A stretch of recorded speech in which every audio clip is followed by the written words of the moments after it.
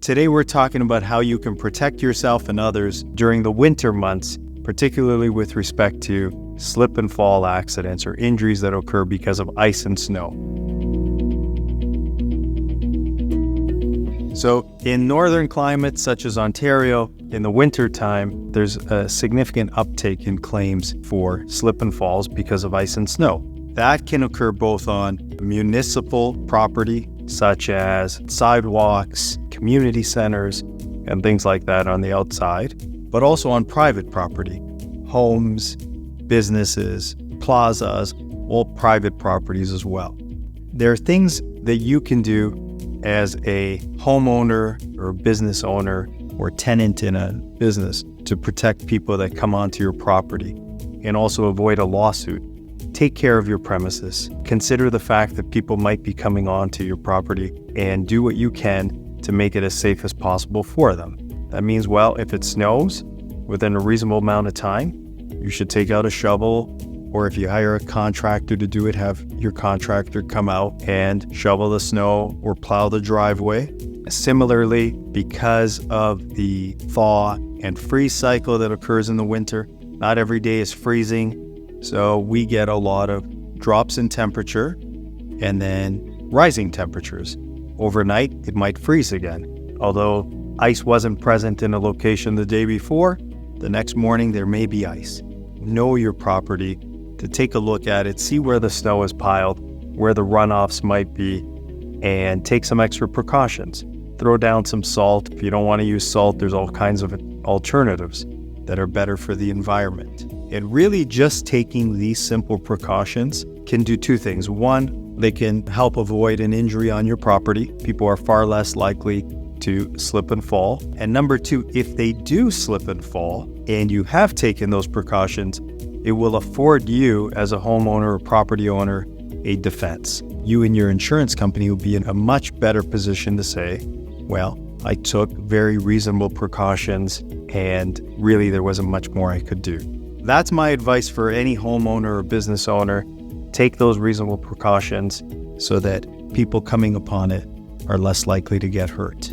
Now, on the other side, if you are unfortunate to have sustained a slip and fall accident because of ice or snow this winter, there are important steps that you should take as well. In Ontario in particular, there is legislation that requires notice to be provided for slip and fall accidents caused by ice or snow. If you do slip and fall and it's because of ice or snow that wasn't cleared, document it as quickly as possible. Take photographs. If there were any witnesses to the slip and fall, obtain their contact information. Report it to the premises owner as quickly as possible. So if it happens in a plaza or in front of a store, tell the store. If it happens on a private property, tell the homeowner. If it happens on a municipal property, notify the city. And speak to a lawyer, because there's a very limited time within which to provide notice, and the information that you want to convey in those notice letters, it's probably best to have a lawyer prepare that letter, somebody with experience that knows how that letter can be used later. Okay, so that it has just the right amount of information without prejudicing your rights.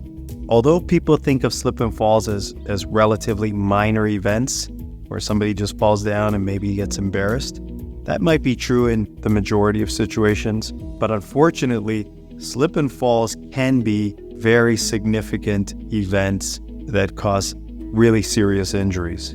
Very often in slip and fall, the injuries involve fractured bones, so broken bones, knee injuries. We'll see spinal fractures, shoulder injuries, rib injuries, and head injuries can be particularly dangerous. Brain injuries, in fact, where somebody falls backwards and hits their head on a very hard surface. Elderly people tend to sustain more serious injuries. Every case is different, but the injuries can be serious. It can be a very devastating or life-altering injury. Just talking about some of those injuries, broken ankles very often will require a surgeon to go in and actually stabilize the fracture with hardware. Even if your injuries appear minor, so maybe you didn't break any bones or you don't think you did, it's really important to go out as soon as possible after the fall and seek medical attention, because injuries can be more significant than they initially appear. Even if it's a soft tissue injury, if it doesn't resolve over time and you decide to advance a claim for your losses, the medical records are going to be scrutinized, and in particular, how quickly you sought medical attention after the event. And we have other videos where we discuss the importance of medical records. For more detail, you can look at those videos. But suffice it to say, the absence of immediate treatment can serve as a defense against your claim, and ultimately sometimes can lead to a less successful case. To best protect yourself during the winter months, pay attention to the weather before you leave your home. If it's been snowing, it's likely to snow, or it's freezing rain, take precautions. Look where you're placing your feet. Make sure you're wearing appropriate footwear. That's important to not only protect yourself from having a slip and fall accident in the first place, but also in the event that there is a slip and fall. That's one of the things that the insurance company and their lawyers will always look at. Almost invariably, one of the first things they want to know is what kind of footwear you were wearing. Were they in good shape? And did they have sufficient tread? They'll typically want to inspect your footwear. So do not discard it. Don't throw it out. Don't give it away. Make sure you preserve it if you do find yourself in a slip and fall incident. So Ontario follows a comparative negligence standard. So that means if somebody's wearing high heels with no tread on a very snowy, wintry day, certainly the defense would raise that and argue that there's some comparative or contributory negligence on the part of the person who fell. And that's just another way of saying the person who fell also is at fault for this incident. What percentage of fault will play a role in how much money you can recover? So let's just use a really simple example. If somebody's claim was worth $100,000, but they were 50% at fault, they weren't wearing appropriate footwear, they were running through the ice and snow, whatever it might be, that would reduce their recovery from $100,000 to $50,000. So one of the concerns that people sometimes have with slip and fall accidents is the injury occurred on a friend or relative's property. Maybe you went to visit a friend, a neighbor, a relative, and you fall in front of their front door. And so one of the difficulties is that it's uncomfortable to bring a claim against someone and have a relationship with. In that situation, it's important to note that premises cases like slip and falls are typically, almost always, covered by the insurance policy for that property. There's a homeowner's insurance policy that has coverage in the event that somebody falls and gets hurt at your home. Okay, and likewise, commercial properties like plazas and malls and shopping centers also have commercial general liability policies which protect that property and the owners of that property in the event that somebody falls and gets injured while there. You're not typically asking the individual to pay you, the homeowner, the friend. It's really a claim with their insurance company. No different than if they had some storm damage or something else where they're putting in a claim to their insurance company. The homeowner will have very little involvement besides reporting the claim. Once it's been reported, that claim typically gets taken over by an insurance adjuster who then will work with your lawyer to review the relevant records without having to disrupt your friend. If the slip and fall happens at a commercial property or even an apartment building, okay, so let's say you're a tenant at an apartment building, it's an apartment building you reside in, you can likely bring a claim against the maintenance companies or the apartment building itself for the failure to put down salt or to remove the snow or ice.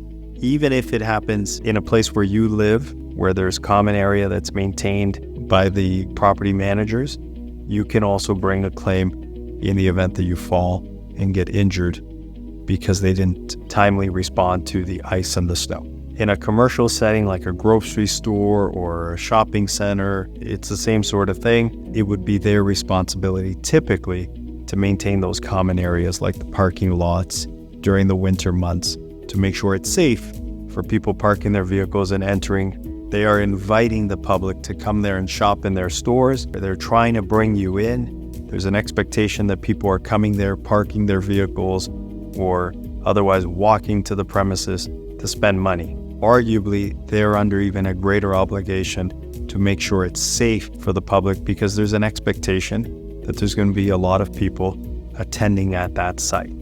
The insurance company will also be concerned about how much knowledge you had about the conditions where you walk. For instance, was it very obvious that the area was covered in snow and ice? Did you recognize that risk and walk there anyways? How often were you on the property? How many times did you walk in the area on the day that the fall occurred? How was the lighting at the time? Was it daytime bright that you could clearly see the snow and ice? Or was it evening? Or was it dark or poorly lit? So those are some of the factors that will go into proving how much responsibility the property owner and occupier has, comparing that with responsibility of the person who fell to take steps to protect themselves from having an injury as well. So I hope that those tips help you, and we really hope that you stay safe this winter. And if you are a homeowner or property owner, we hope that you'll take those precautions to avoid a lawsuit. You don't want to get a notice from us or another personal injury lawyer in Ontario. So take safety seriously and do what you can. If you do find yourself in the unfortunate circumstance of having been injured because of a slip and fall, you're welcome to reach out to us, and our contact details are going to be located in the show notes below. Thanks again.